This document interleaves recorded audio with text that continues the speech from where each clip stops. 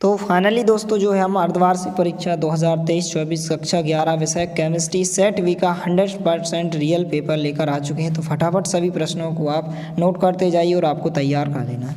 पहला प्रश्न इस प्रकार से है, सही विकल्प चुनकर लिखिए। पहला प्रश्न कुछ इस प्रकार से है, इसमें आपको बताना है कि इसमें कुल सिग्मा बंध होंगे, तो इसमें कुल 11 सिग्मा बंध होंगे, बी नंबर का विकल्प उत्तर होगा। दूसरा, मेथेन का सी बॉन्ड एच बंध कोण का मान होता है, तो कितना होता है 109 पॉइंट यहाँ पर 5 होता है, तो बी नंबर का विकल्प उत्तर होगा। तीसरा है, मुख्य क्वांटम संख्या n बराबर 3 से संबंधित कक्षकों की संख्या होगी, तो क्या होगी यहाँ पर 9 होगी, डी नंबर का विकल्प इसका उत्तर होगा।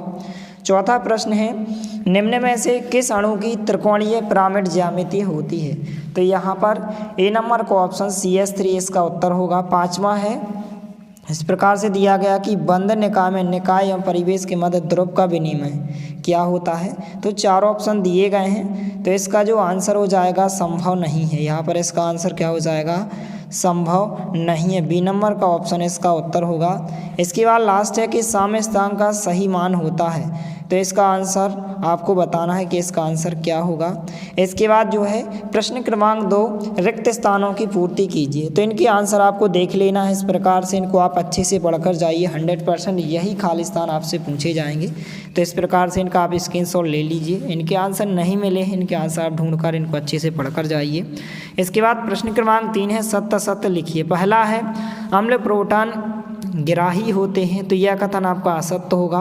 दूसरा, अभिक्रिया में इलेक्ट्रॉन निष्कासन जो है वाली अर्थ अभिक्रियाओं को ऑक्सीकरण कहते हैं, तो यह कथन आपका बिल्कुल सत्य होगा। तीसरा है, H2 plus Pb2 plus equal to है PbS सफ़ेद अवक्षेप प्राप्त होगा, तो यह कथन आपका असत्य होगा। चौथा है, प्रथम गैर शून्य अंक से पहले आने वाले शून्य सार्थक नहीं होते, तो चौथा कथन आपका क्या होगा, सत्य होगा। पांचवा है, फ्लोरीन सर्वाधिक विद्युतीय ऋणी तत्व नहीं है, तो इसका आंसर आपका क्या होगा, असत्य होगा। छठवा है, दहन ऊष्मा ΔH का मान सदैव ऋणात्मक होता है, तो यह कथन आपका सत्य होगा। इसके बाद जो है प्रश्न क्रमांक 4, सही जोड़ी बनाइए। पहला है Z बराबर 17, तो इसका जो होता है क्लोरीन का होता है, बी नंबर से आपको मिलाना है। क्रियाशील, तो इसकी जो है आपको लिथियम से मिलाना है, ए नंबर से। तीसरा है लुईस चारक, तो लुईस चारक क्या होता है, NH3।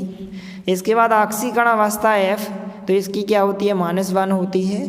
पाँचवा है C2H2, तो यहाँ पर 3 यहाँ पर क्या हो जाएगा, सिग्मा हो जाएगा, 3 सिग्मा से आपको लगाना है, तो इस प्रकार से आंसर हो जाएंगे। इनको आपको अच्छे से तैयार कर लेना है। एक शब्द या एक वाक्य में पहला प्रश्न है, रुद्धोष्म प्रक्रम की परिभाषा कीजिए।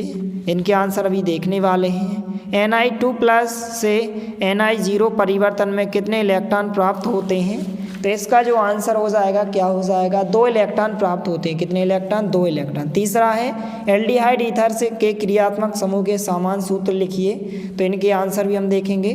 चौथा इस प्रकार से है, कार्बोधनायन का संकरण लिखिए व उसमें कितने यहाँ पर A+ इलेक्ट्रॉन होंगे।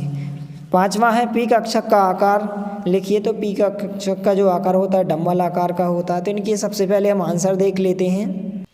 तो सबसे पहले प्रश्न क्रमांक 1 के सभी प्रश्नों के उत्तर हो जाएंगे, इनको आप अच्छे से नोट करें, इनका आप स्क्रीनशॉट ले सकते हैं, इस प्रकार से हो जाएंगे।